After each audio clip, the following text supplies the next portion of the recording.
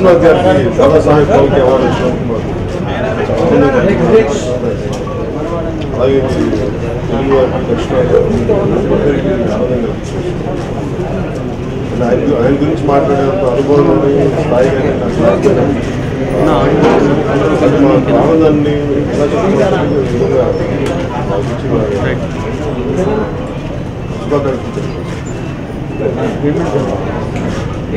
నాకు అంతకుముందు అంటే నాకు మన సంస్కృతి పట్ల మన కళల పట్ల నాకు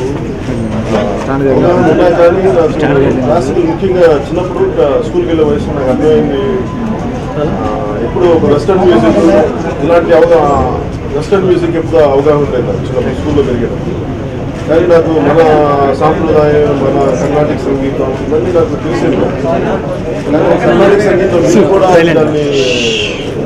శంకరాభరణం సినిమా చూసినప్పుడు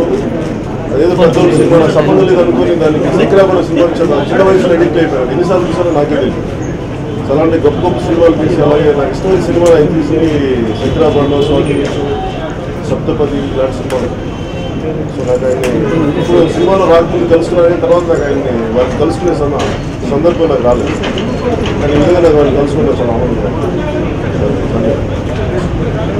అలాగే మేము దాదాసాహెబ్ ఫాల్కే అవార్డు వచ్చిన సందర్భంలో 5 మేము పైన అనుకున్నది తిరుగుతుంది కె. విశ్వనాథ్ గారి బెస్ట్ ఫిల్మ్స్ అంటే ఆయన తీసినవన్నీ గొప్ప చిత్రాలే అందులో ఒక ఇందాక కళ్యాణ్ గారు పైన ఆయనతో మాట్లాడుతున్నప్పుడు ఒక మాట అన్నారు అంటే అందులో నుంచి ఒక 12 సినిమాల్ని ఒక డిస్క్ సెట్గా తీసి అంటే దాని తాలూకు కరస్పాండింగ్ ప్రొడ్యూసర్స్ దగ్గర నుంచి కానీ వీడియో రైట్స్ ఉన్న వ్యక్తుల దగ్గర కానీ మాట్లాడి మిగతా కొంతమంది మిత్రులతోటి వాళ్ళతో అందరితో దీన్ని కొంచెం అనుసంధానం చేసి ఒక డిస్క్ సెట్గా దాన్ని తీసి ఒక లిమిటెడ్ ఎడిషన్ లాగా కొన్ని కాపీలు మాత్రం ప్రింట్ చేసి ఆయన పట్ల మాకున్న ఇష్టాన్ని కానీ అభిమానాన్ని కానీ